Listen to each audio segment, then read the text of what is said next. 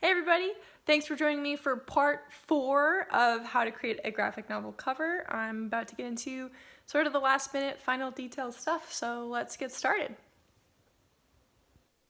So the first thing I did with creating sort of the last look of the graphic novel cover was I was working on the scale, and the scale is my main character's Muppy's necklace that helps her travel through time. So it's a big important part of the story, and I wanted it to be on the cover, so I spent a lot of time making it look really nice and making it look really good, and using the scale as a sort of foundation to put the words on top of.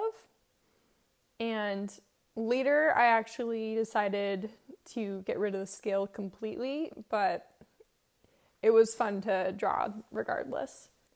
For me, I have a tendency to dislike lettering quite a bit, which is ironic because I am a graphic novelist and I am an author. So someone who doesn't really like words or drawing words, it's pretty silly. But it's true. The least favorite part of this project, or any cover that I've ever created, is doing the words. So for here, I did a lot of sketches and tried to get the words as close to professional looking as possible while still looking hand-drawn. As you can see, it was quite a process and something that I enjoy doing, but also at the same time, it's definitely a challenge for sure. One of the reasons why I don't like to draw words and letters in particular is because I have dyslexia. So for those of you who don't know, that's kind of like a reading, speaking, writing comprehension problem where the words to me get kind of jumbled and messed up. It's like Scrabble, but without intending for it to be Scrabble. So doing lettering has always been a challenge. So this is actually the part of the cover where I struggled the most. And I actually ended up doing 3 different passes for the title. So this actual recording here isn't the final words I used for the final cover, but it was my first attempt at it. But I didn't want to bore you guys too much by showing me draw letters for 3 different times. Once I had my lettering done and finished like the title itself, I moved on to doing the final detail stuff. And for me, this is really where the magic happens. This is really where everything comes together.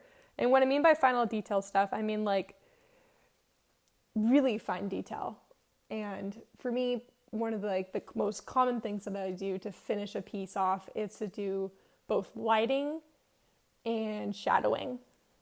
So going in and meticulously drawing in these light rays to help separate the characters from, the characters in the foreground from the background, and dropping in shadows to make the characters in the background blend in better. I also added a lot of detail to the characters that are flying through the air, just because, as you can see right now, they're a little flat, but adding in those highlights and those shadows really sort of bring everything together and makes everything look very professional and very sort of finalized. And after drawing for so long, working on this cover for so many days, getting to the final detail, like light and shadow, is always a hallelujah moment for me, because that's when I know I've reached my finish line. So here it is. Here is the final drawings of the characters and the background mammoths and just the whole scene put together. And it took a lot to get to this point. Overall it took me 4 days to draw this cover, but it absolutely came out looking spectacular, and I'm really proud of this piece.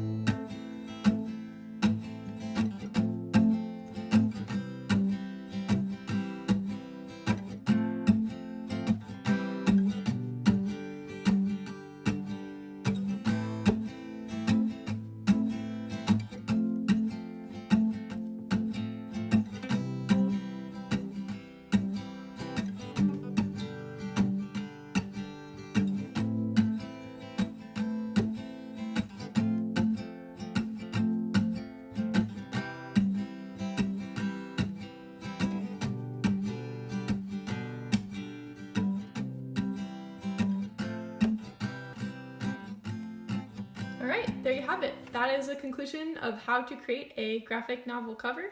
Thanks so much for watching. I really appreciate it. And if you haven't already, please go check out MUP and The Mammoth. It's coming out soon if it's not already available, so go check that out. And if you haven't, I have lots of other videos on YouTube you can go and check out. So thanks again for watching.